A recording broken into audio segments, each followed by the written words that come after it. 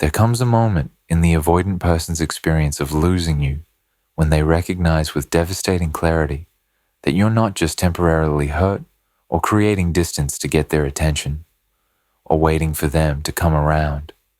You're genuinely done trying, done hoping, done investing any energy in the connection or the possibility of the connection, and this recognition marks the final stage of loss that is qualitatively different from earlier stages, and that creates impact on them that earlier phases of distance or conflict never created. This final stage is reached not when you first pull away, not when you first express hurt or frustration, not even when you first implement no contact or establish boundaries, but when the avoidant finally perceives that something fundamental has shifted in you, that you've moved from being someone who is hurt but still hoping to, being someone who has genuinely released them and moved on, that your trying has ended not as strategic withdrawal designed to bring them back, but as authentic cessation born from genuine acceptance that the relationship cannot work, and from decisive choice to invest your energy elsewhere. The avoidant can manage your hurt because hurt means you still care. They can manage your anger because anger means you're still emotionally engaged. They can manage your distance if they believe it's temporary or strategic. They can manage your boundaries if they believe those boundaries might eventually soften. What they cannot manage, what creates crisis that earlier stages didn't create, is your genuine doneness, your authentic release, your complete emotional disengagement, where you're not trying to get them to see you or choose you or recognize your worth anymore because you've stopped caring whether they do those things, where you're not playing any game or employing any strategy, but are simply living your life with them, genuinely absent from your emotional landscape. This final stage of your complete release is recognizable to the avoidant through specific signs. You don't respond to their reach-outs at all, not even with anger or hurt. You're visibly happy and engaged with your life in ways that have nothing to do with them. You speak about them with genuine neutrality or indifference, if forced to speak about them at all. You've clearly moved on emotionally and possibly romantically in ways that prove you're not waiting or hoping. You emanate energy of someone who has closed a chapter rather than someone who is still writing it.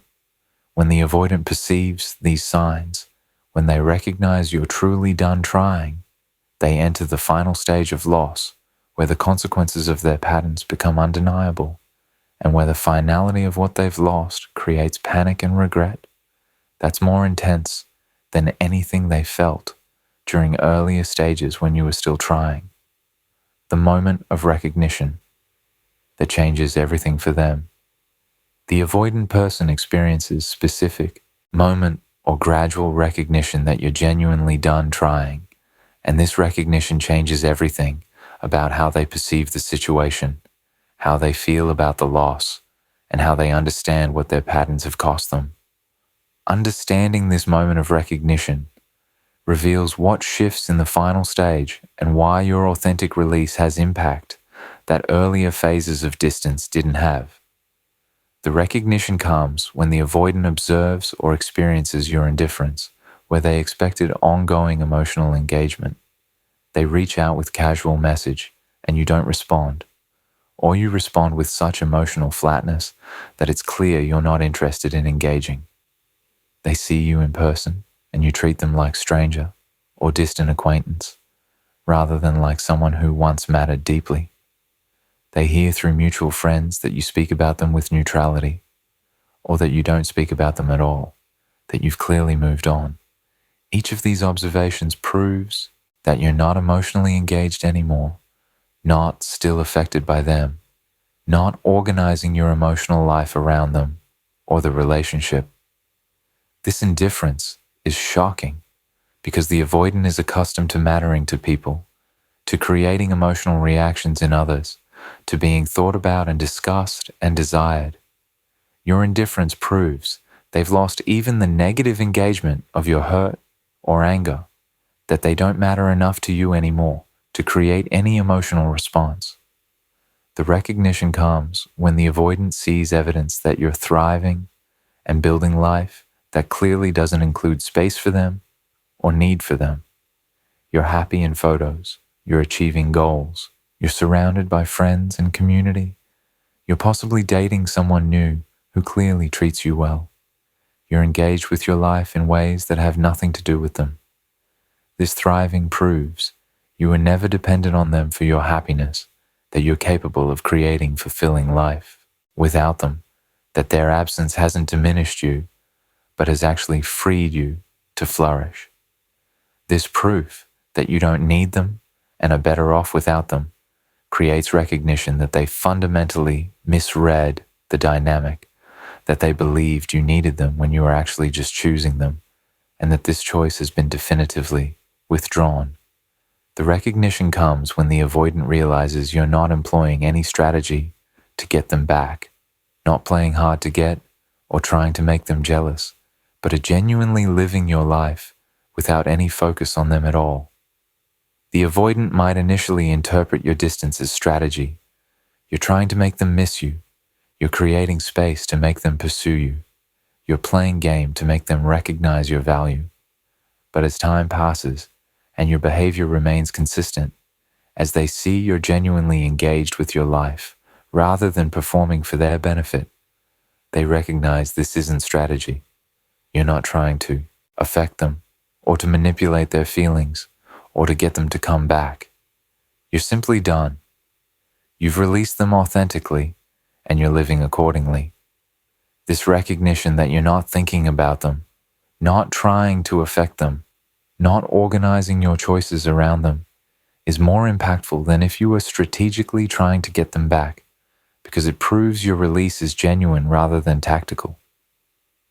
The recognition comes when the avoidant attempts to restore connection using approaches that previously worked and discovers these approaches no longer have any effect on you. Maybe in the past, their apology would soften you. Maybe their expression of missing you would create hope in you. Maybe their vulnerability or their acknowledgement of their patterns would make you willing to try again. But now, none of these approaches work. You don't soften at their apology. You don't respond to their expression of missing you. You're not moved by their vulnerability. You maintain your boundary and your distance regardless of what they say or do. This discovery that they've lost ability to affect you, that their usual tools for managing the relationship dynamic no longer work, creates recognition that something fundamental has changed, that they've crossed line where their patterns have created irreversible loss. The recognition comes through the passage of time where your distance and your disengagement remain consistent rather than softening or fluctuating. The avoidant might believe initially that your doneness is temporary, that given enough time you'll soften or reconsider or be open to reconnection. But weeks become months and your position doesn't change. You remain distant, disengaged, clearly moved on. The consistency of your release over extended time creates recognition that this isn't temporary emotional reaction that will fade, but is permanent shift in how you relate to them and to the possibility of relationship with them. Time that they expected would work in their favor, softening your hurt, making you miss them, creating opportunity for return. Instead, works against them by proving your release is lasting and genuine. The recognition creates crisis for the avoidant because it means they've entered territory they haven't experienced before with you and perhaps haven't experienced with anyone. Territory where someone they value has genuinely and permanently moved beyond them. Most people in the avoidance life remain somewhat engaged, somewhat affected, somewhat hoping even after the relationship ends. There's usually some opening, some possibility, some indication that the door isn't completely closed. But you've closed the door completely. You've moved beyond them emotionally. You're done trying. This finality creates crisis because it means the loss is real and is permanent, that their patterns have consequences they cannot undo. that they've destroyed something valuable in ways that cannot be repaired. The recognition changes everything for the avoidant because it shifts them from believing they had control and options to recognizing they've lost control and have lost their option to have you. Throughout earlier stages, even when you were hurt or distant, the avoidant maintained belief that they could have you back if they decided they wanted you, that you were option they could return to, that the power was in their hands. But your genuine doneness destroys this belief. You're not an option anymore. They cannot have you back even if they want you. The power has shifted completely to you, and you're using that power to choose not to have them in your life. This reversal of power and loss of options is devastating crisis that forces confrontation with reality they avoided during earlier stages. How your genuine release triggers their most intense panic. The avoidant person's recognition that you're genuinely done trying triggers panic that is more intense than anything they experienced during earlier phases of the relationship or its ending, because your authentic release activates their core fears in ways that your hurt or your anger or your strategic distance never activated. Understanding how and why your doneness creates this intense panic reveals the psychological mechanisms at play and the specific vulnerabilities your release exposes. Your genuine release triggers intense panic because it activates their core abandonment wound in an undeniable way that bypasses their usual defenses. The avoidant developed their defensive patterns in response to abandonment experiences in childhood. They protect against re-experiencing abandonment by being the one who creates distance, by caring less, by leaving before they can be left. This defensive structure allows them to avoid feeling abandoned because they're always the one in control of the distance. But when you're genuinely done trying, when you've released them completely and moved on, they're experiencing genuine abandonment. They've been left, not because they created distance, but because you decided they're not worth continued effort.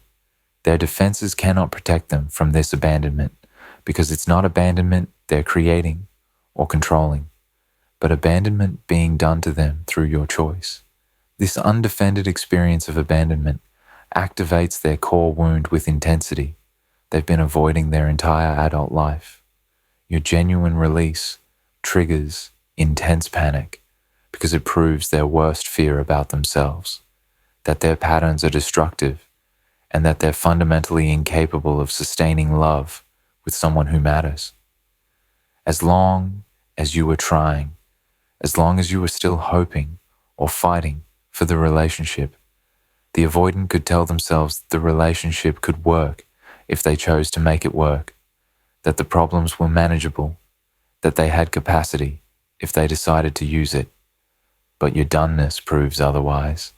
You tried, you were patient, you gave chances, you invested, and their patterns were still insufficient. They still destroyed it. They still couldn't sustain it.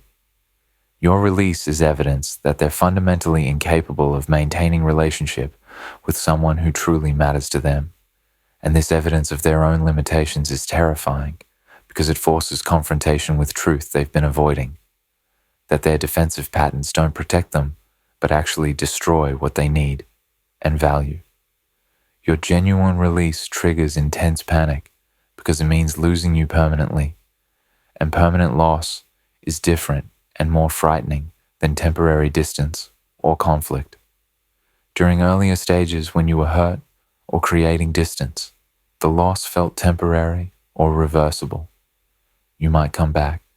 Things might improve. The door wasn't completely closed. But your genuine doneness communicates permanence. You're not coming back. The door is closed. The loss is final. Permanent loss is more frightening than temporary distance because it means no second chances, no opportunity to try again, no possibility of undoing what was done. The finality creates panic because it means they have to live with consequences of their patterns without hope of restoration, that what they've lost is lost forever. Your genuine release triggers intense panic because it coincides with delayed recognition of your value occurring at exact moment when you're most unavailable. The avoidant often doesn't fully appreciate what they have until it's gone. While you were trying, while you were available, they could take you for granted or focus on the discomfort that your presence created. But now that you're done, now that you're unavailable, they're recognizing what they lost with clarity that's painful. They're comparing others to you and finding everyone lacking. They're recognizing that what you offered, your understanding, your patience, your ability to see them, is rare and irreplaceable. This delayed recognition of your value happening simultaneously with your complete unavailability creates a perfect storm of panic. They finally recognize what they had right when they've definitively lost it. Your genuine release triggers intense panic because it reverses the power dynamic and places them in a vulnerable position they've never experienced with you. Throughout the relationship, they held power through being less invested, through controlling distance, through being the one who could walk away. This power made them feel safe. But your doneness reverses everything. You're less invested now. You control whether there's any contact or connection. You're the one who has walked away completely. This reversal places them in position of being the one who wants what they cannot have, the one who is more affected, the one who lacks control. This vulnerable position is terrifying because it's exactly what they've been defending against, and experiencing it creates panic that their defenses are meant to prevent. Your genuine release triggers intense panic because it eliminates their psychological safety net of believing you'd always be there if they needed you. Many avoidants maintain ex-partners as emotional safety nets, people who still care about them, who they could theoretically return to, who provide sense of being wanted and valued even from distance. You were serving this function for them even after the relationship ended, as long as you were still trying or hoping. But your doneness eliminates this safety net. You're not there anymore as fallback option. You're not providing even the distant reassurance that someone cares about them and wants them. The elimination of this safety net creates panic because it means they're truly alone with their choices and their patterns without the comfort of knowing someone still wants them. Your genuine release triggers intense panic because it forces confrontation with the reality that time is not on their side, that they've lost you during a period where you were available and they cannot get that time back. The avoidant might have assumed they could work on themselves at their own pace, that you'd wait, that time was abundant. But your doneness proves otherwise. Time ran out. You moved on while they were still sitting with their patterns. They cannot go back and make different choices during the time when you were available. This recognition that they've wasted time they cannot reclaim, that they lost you during finite window that is now closed, creates panic about having squandered opportunity that won't come again. The desperate attempts and why they come too late. When the avoidant person recognizes you're genuinely done trying, they often make desperate attempts to restore connection or to get your attention. Attempts that are more intense and more vulnerable than anything they demonstrated during the relationship. Understanding these desperate attempts and why they come too late reveals both the impact your doneness has had and why these belated efforts are insufficient to change the reality of the situation. The desperate attempts manifest as emotional reach-outs that are more vulnerable and more direct than the avoidant was capable of during the relationship. They might send long messages expressing how much you meant to them, how much they regret their patterns, how they recognize what they lost. They might admit feelings they couldn't admit before, acknowledge their mistakes in ways they couldn't during the relationship, express vulnerability they were incapable of showing when you were trying. These emotional reach-outs reveal that your doneness has created enough panic to override their usual defensiveness, that they're desperate enough to risk vulnerability they normally avoid. But these reach outs come too late because you needed this vulnerability and this emotional directness during the relationship when you were trying to build connection with them. Now that you're done, their vulnerability is simply evidence of what you suspected all along, that they were capable of more, but chose not to give it while you were available. The desperate attempts manifest as promises to change, to go to therapy, to work on their patterns, promises they couldn't make when you were actually asking them to do these things. The avoidant recognizes that generic expressions of regret aren't sufficient to get your attention, so they promise concrete action. They're starting therapy, they're reading about attachment, they're committed to working on themselves. These promises might even be genuine in the moment, but they come too late because you asked them to do this work while you were together, and they refused or made excuses or minimized the need for it. Now that you're done, they're suddenly willing to do the work, but this willingness is motivated by panic about losing you, rather than by genuine readiness for transformation. The timing reveals that the promises are more about managing their anxiety about loss than about authentic commitment to change. And even if the promises were genuine, they come after you've already released hope that they'll change. The desperate attempts manifest as grand gestures designed to prove their feelings or their commitment, gestures that reveal desperation that was absent when you were trying. They might show up where you are, send elaborate gifts, make public declarations, reach out through intermediaries, create dramatic displays of their feelings. These grand gestures are attempts to break through your indifference, to prove they're serious, to show they care in ways their previous behavior never showed. But these gestures come too late because you needed consistent, everyday demonstration of care during the relationship, not dramatic gestures after you've left. The grand gestures prove they're capable of effort when they're panicked about loss, but you needed steady effort when things were okay. You needed consistency, not drama. The gestures feel manipulative or desperate rather than touching because they're so obviously motivated by panic rather than by genuine care for you and your well-being.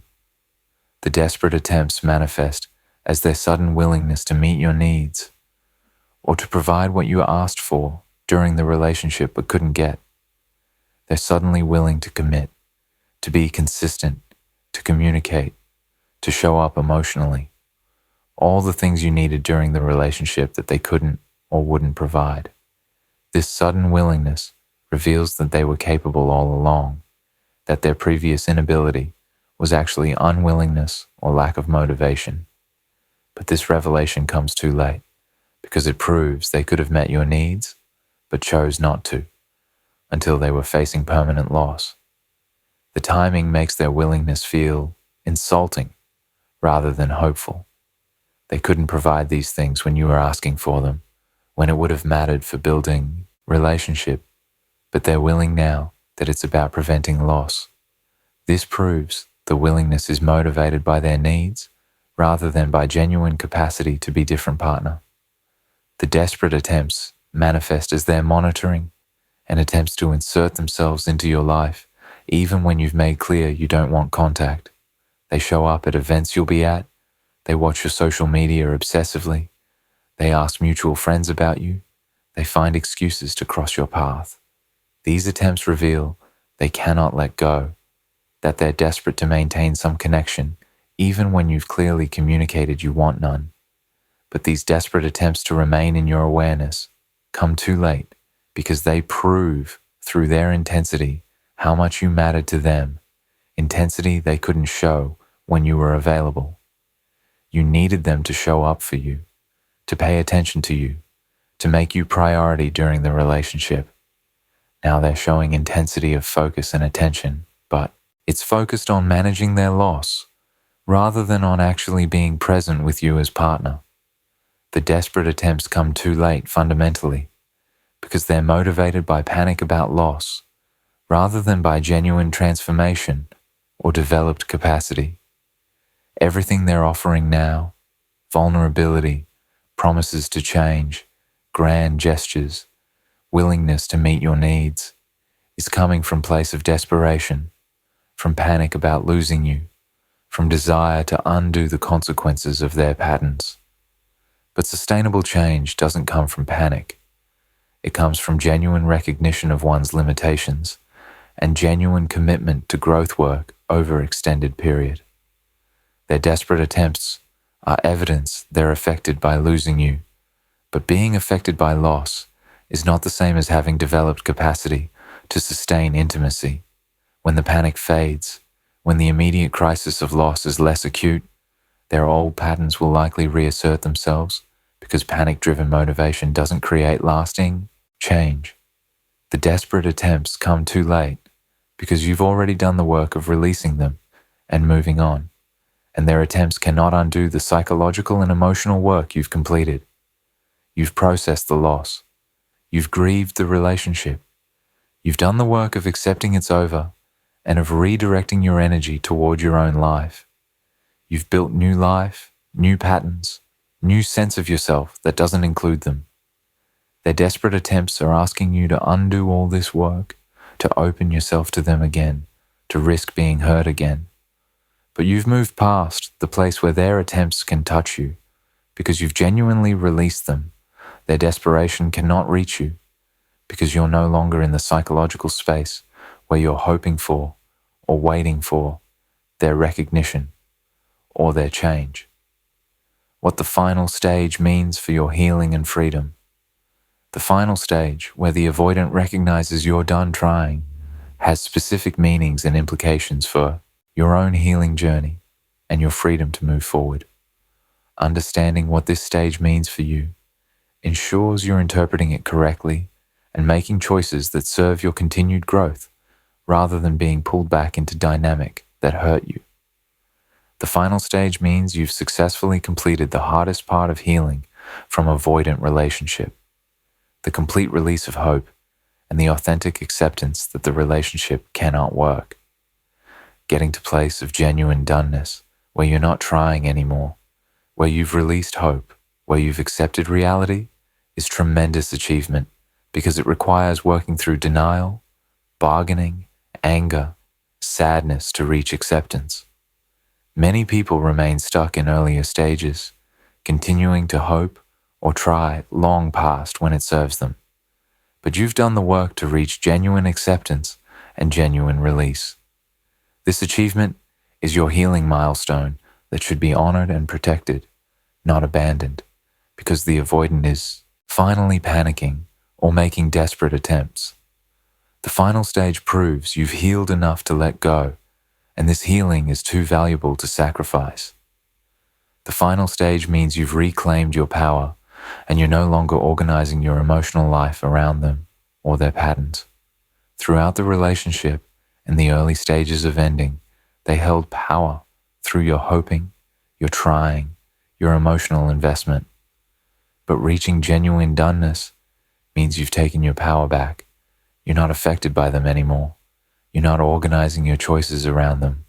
You're living your life for yourself rather than in reaction to them.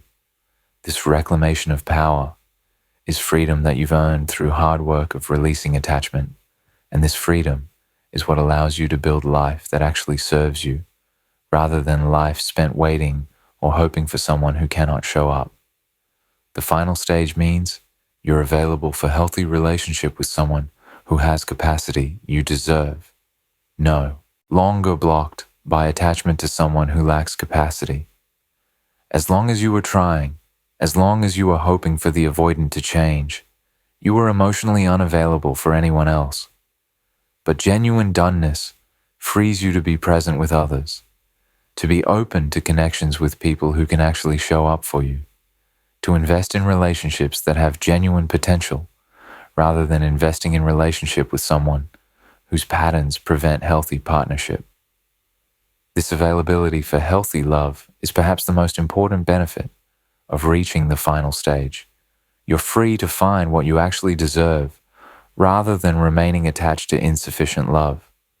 The final stage means the avoidant's desperate attempts and their panic are not your responsibility and should not influence your choices about maintaining your boundaries.